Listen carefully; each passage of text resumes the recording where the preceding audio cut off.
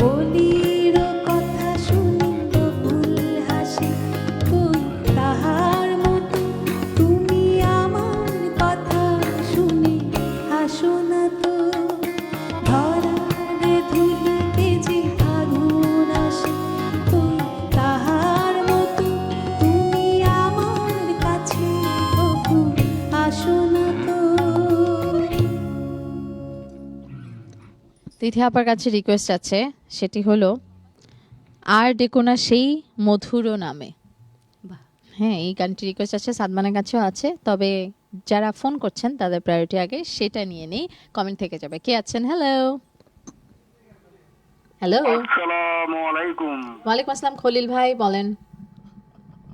Madam, আমি কথা বলতেছি ঠাকুরগাঁ জেলার পীরগঞ্জ থানা চাপুর গ্রাম থেকে মোহাম্মদ খলিল। হুম আমার সাথে আছে খুশি হাসি মিম, সবাই একসাথে এই খাওয়া দাওয়া শেষ করলাম, পাশাপাশি আপনাদের অনুষ্ঠানটা দেখতেছি। অসংখ্য ধন্যবাদ খলিল ভাই, আপনি ফোন দিলেই বোঝা যায় যে আপনি এবং হাসি খুশি মিম আমাদের সাথে জি, আছেন। জি, জি, জি, যাক। কথা বলুন। আমি শুরুতে শিল্পীর সাথে কথা বলতে যাচ্ছিলাম।